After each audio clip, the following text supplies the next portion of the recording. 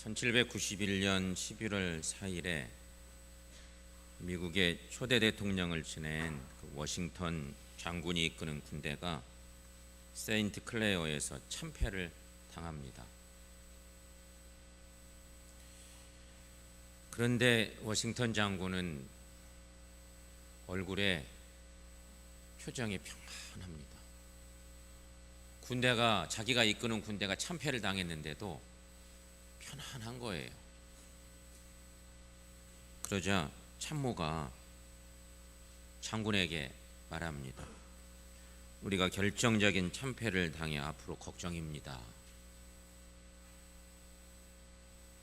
그렇게 옆에서 이 현장의 걱정스러움을 얘기한 것입니다.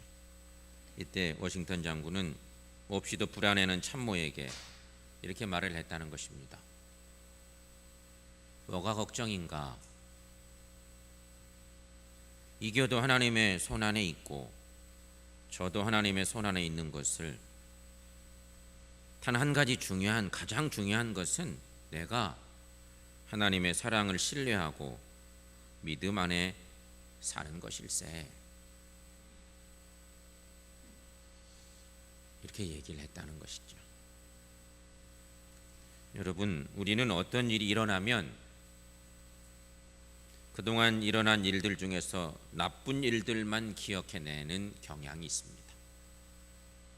갑자기 어려운 일이 생기면요, 그동안에 내가 경험했던 여러 일들 중에 정말 어려웠던 일들을 기억해내고 그러면서 일어날 수 있는 일 중에서 가장 나쁜 일을 예상하는 것이에요.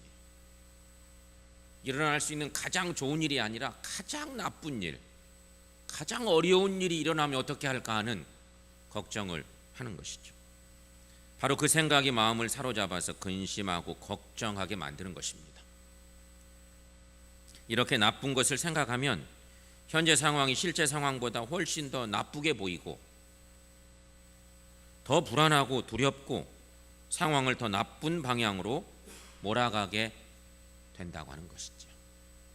그런데 그런 일들이 걱정에 불과하지 실제로 일어날 일들은 별로 많지 않은 거예요. 근데 우리 생각이 그렇게 가는 것이죠. 하지만 여러분, 그리스도인은 어떤 일을 만나도 긍정적인 생각을 해야 합니다. 이것이 바로 건강한 신자의 모습이에요. 오늘 말씀에서 바울은 빌립보 교인들에게 어려움 속에서도 어떤 생각을 할 것인가를 분명히 권면하고 있는 유명한 말씀입니다. 바울은 사람이 경험할 수 있는 것 중에 가장 나쁜 상황에 있다고 볼 수 있습니다. 우리 중에 혹 감옥에 다녀오신 분이 계신가? 혹 계시다면 여러분 그 일로 언짢아하게 생각은 마시고, 우리 중에 혹 여러 가지 일들 때문에 복잡한 일을 만나서 흔히 하는 말로 감옥살이를 해본 적이 있으신 분이 계십니까? 정의를 외치다가 감옥에 가도 괜히 세상에 나오면 좀 어려운 일이 있는 듯, 괜히 언짢은 듯, 미안한 듯 할 수 있는데 또 다른 일들로 어려움을 겪고 감옥에 간다고 하면 이것같이 어려운 일이 없죠. 바울이 그런 일을 경험한 거예요. 지금 바울이 옥중에 있어요. 로마 감옥에 갇혀 있는 것입니다. 이런 상황에서도 바울은 빌립보 교인들에게 권면합니다. 빌립보서의 마지막 그 부분쯤에서 바울이 권하는 거예요. 오늘 본문의 말씀 중에 있습니다. 끝으로 형제들아. 옛날 성경에는 종말로 이렇게 표현되어 있었어요. 끝으로 형제들아, 무엇에든지 참되며 무엇에든지 경건하며 무엇에든지 옳으며 무엇에든지 정결하며 무엇에든지 사랑받을 만하며 무엇에든지 칭찬받을 만하며 무슨 덕이 있든지 무슨 기림이 있든지 이것들을 생각하라. 편지로 권하는 말씀입니다. 이 말씀은 어떤 상황을 만난다 하더라도 성도들이라고 하면, 그리스도인이라고 하면 참된 것, 경건한 것, 고귀한 것, 옳은 것, 정결한 것, 사랑받을 만한 것, 칭찬받을 만한 것, 이런 것들만을 생각하라고는 말씀이에요. 여러분, 우리가 살면서 생각이 많은 병을 일으켜요. 부정적인 생각 하고 있으면 나도 모르게 부정적인 사람이 돼요. 말도 많이 생각하는 것 속에 불쑥불쑥 나오거든요. 툭 튀어나왔어요, 말이. 내가 원래 이런 사람이 아닌데 실수했다고 혹 할지 모르지만, 우리가 어떤 생각에 머물러 있으면 나도 모르게 그렇게 생각 때문에 붙들리는 일이 되는 거예요. 그래서 바울이 권면한 거죠. 바울은 지금 감옥에 갇혀 있는데도 불구하고 부정적인 생각보다는 긍정적인 생각을 하고 있는 거예요. 빌립보서는 그래서 주제가 기쁨이에요. 기쁨. 예수 안에 있는 기쁨. 그것을 얘기하죠.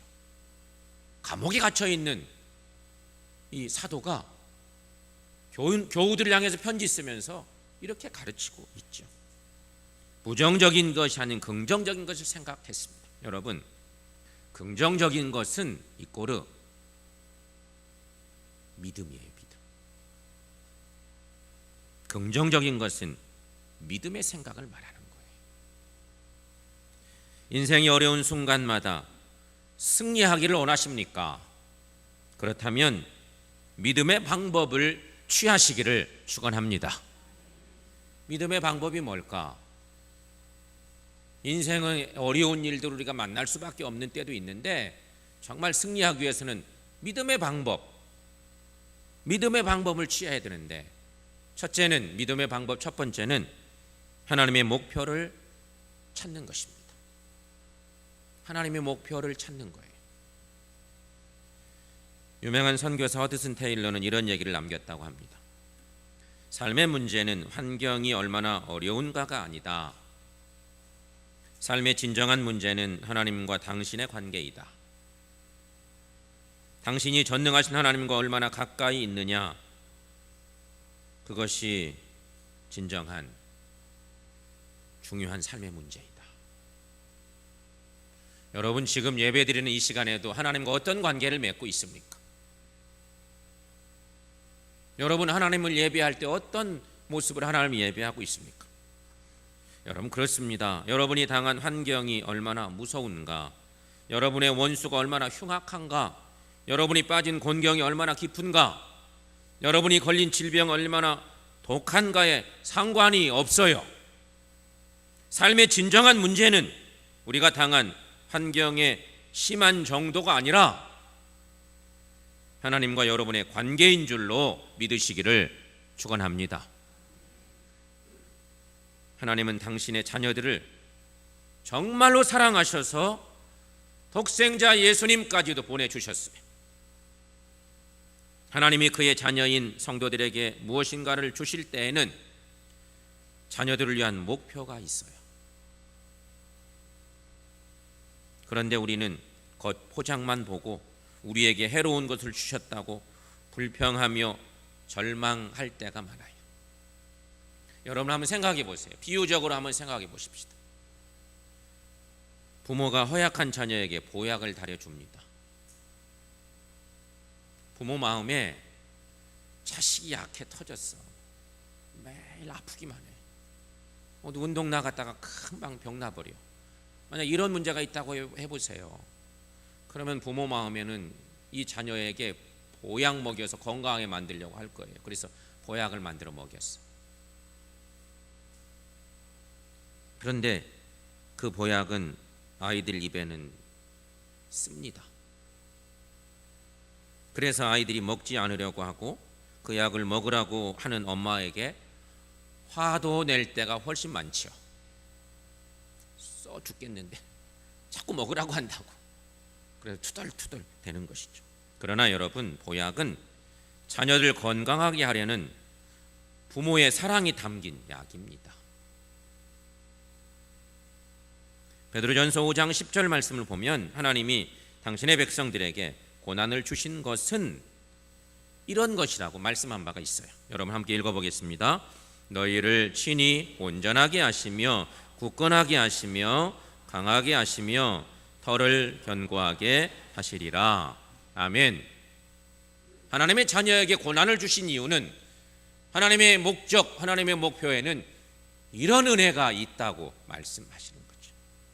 신명기 8장 15, 16절 말씀을 보면 하나님이 이스라엘 백성들로 애굽에서 인도하여 내시고 그들을 이끌어 가시면서 하나님이 하신 말씀이 있어요.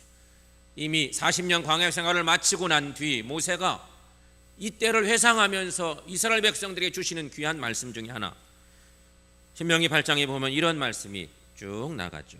너를 인도하여 그 광대하고 위험한 광야 곧 불뱀과 전갈이 있고 물이 없는 간조한 땅을 지나게 하셨으며 또 너를 위하여 단단한 반석에서 물을 내셨으며 내 조상들도 알지 못하던 만나를 광야에서 내게 먹이셨나니 이는 다 너를 낮추시며 너를 시험하사 마침내 내게 복을 주려 하심이었느니라 말씀하고 있어요. 신명기 8장 16절 하반부에 있는 말씀, 이는 다 너를 낮추시며 너를 시험하사 마침내 내게 복을 주려 하심이었느니라. 여러분 믿습니까? 하나님의 계획하심이죠. 하나님의 목표예요. 성도 여러분, 어려운 일을 당하면 하나님이 내게 어려운 일을 주신 목적이 무엇일까 하고 그 목적을 헤아려 보십시오. 우리에게 다가온 모든 일은 하나님이 우리를 유익하게 하려고 보내신 것이므로 달게 받아들이시고 우리에게 복이 된다고 하는 확신을 가지고 살아가시기를 바랍니다. 어려움 속에서도 하나님의 목표를 아는 것, 이것이 바로 인생의 어려움을 극복할 수 있는 비결인 것이죠. 사랑하는 여러분, 나를 향한 하나님의 목표, 고난 중에도 그것을 확인해낼 수 있는 우리 모두가 될 수 있기를 축원합니다. 두 번째, 하나님의 약속을 붙들어야 한다는 것입니다. 어떤 목사님이 루마티스에 걸려서 꼼짝없이 의자에 앉아있는 연세 많으신 성도님에게 신방을 가셨습니다. 우리 어른들 중에도 그렇게 무릎이 아파서 고생하는 어른들이 좀 많이 계시죠. 꼼짝도 못하고 집에만 계신 어른이 계셨어요. 그래서 목사님 신방 가셨어요. 그 성도님은 자기 앞에 성경을 펴놓고 읽고 계셨습니다. 목사님은 성도님의 성경 가장자리에 입증됨 이런 말들이 계속 적혀 있는 것을 성경 속에서 보셨습니다. 그 성도님은 성경의 약속들 중에서 자신이 살펴서 정말 옳다고 입증된 말씀 옆에 입증됨이라는 말을 적어 놓으셨던 거였습니다. 이 어른 성도님은 힘든 상황이 있었지만 하나님의 말씀 속에서 약속을 붙잡고 그 약속이 이루어지는 과정을 지켜보는 즐거움으로 고난을 극복하며 살고 계셨던 거였어요. 하나님이 약속하신 말씀들은 이렇게 내게 응답되지, 이렇게 이루어 주셨지, 확증된 말씀들마다 성경 옆에 입증됨 이런 표현들을 써놓으셨다는 것입니다. 성도 여러분, 성경은 하나님께서 우리에게 주시는 놀라운 약속의 말씀들로 가득 차 있습니다. 우리가 그 약속을 알게 될 때 소망이 생기고 그 소망으로 역경을 이겨나가게 됩니다. 믿음이란 그 약속을 믿는 것이에요. 소망이란 그 약속을 고대하며 사는 것이에요. 인내란 그 약속의 성취를 기다리며 참는 것이에요. 민수기 23장 19절 말씀에 발람이 하는 얘기가 있어요. 여러분, 이 말씀도 합독해서 함께 말씀 받아보겠습니다. 하나님은 사람이 아니시니 거짓말을 하지 않으시고 인생이 아니시니 후회가 없으시도다. 어찌 그 말씀하신 바를 행하지 않으시며 하신 말씀을 실행하지 않으시랴. 아멘. 하나님이 하신 약속은 반드시 우리를 통해서 이루실 줄로 믿습니다. 왜냐하면 하나님은 절대로 거짓말을 못하시는 정의로운 분이시고, 하나님은 사람에게 좋은 것을 주고 싶어 하시는 은혜 하나님이시고, 우리 하나님은 전능하셔서 약속을 못 지킬 분이 아니시기 때문인 것입니다. 그러므로 하나님의 약속을 알고 붙잡을 때 힘있게 살아갈 수 있습니다. 말씀을 알아야 하고 말씀을 붙잡아야 합니다. 말씀을 모르니 성도가 소망을 갖지 못하며, 그래서 어려운 일을 만나면 믿지 않는 사람들처럼 실망하고, 많은 믿음의 사람들도 많이 있죠. 성도 여러분, 오늘날의 위기는 세상이 살기 어려워서가 아니라 미래에 대한 확실한 희망이 없기 때문에 위기입니다. 진실한 소망은 인간의 비전에서 나오는 것이 아니라, 진실한 소망은 하나님의 약속에서 나오는 것을 믿으시기를 축원합니다. 그러므로 성경 속에 나타난 하나님의 약속을 알고 그 약속에서 소망을 얻어서 인생의 어려움을 이겨나가는 우리 모두가 될 수 있기를 축원합니다. 세 번째, 하나님을 찬양해야 한다는 것입니다.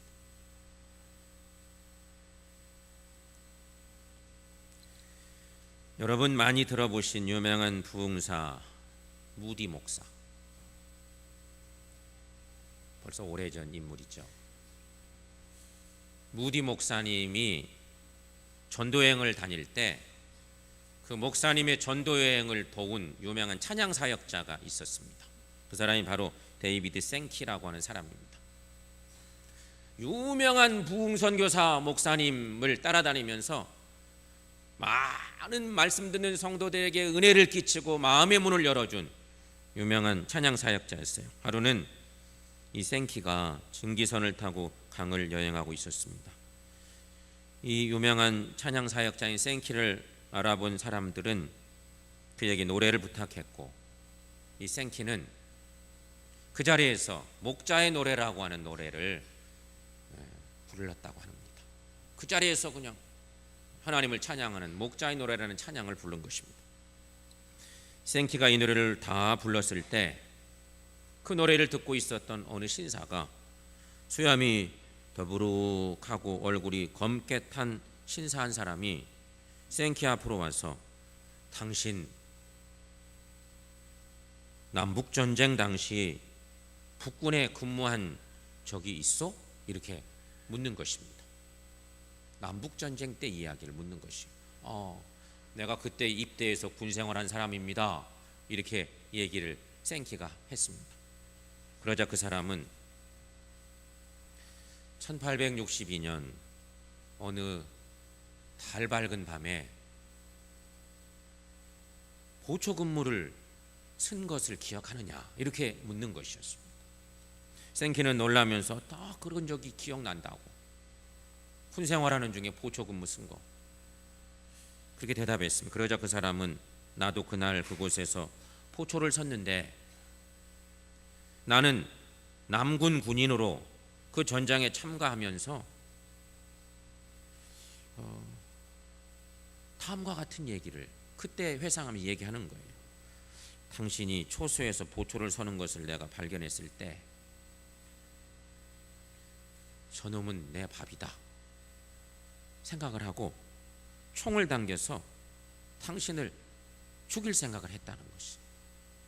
그런데 내가 방아쇠를 당기려는 순간에 당신이 보초 서는 보초병이 갑자기 하늘을 바라보면서 노래를 부르기 시작하더라는 것이죠.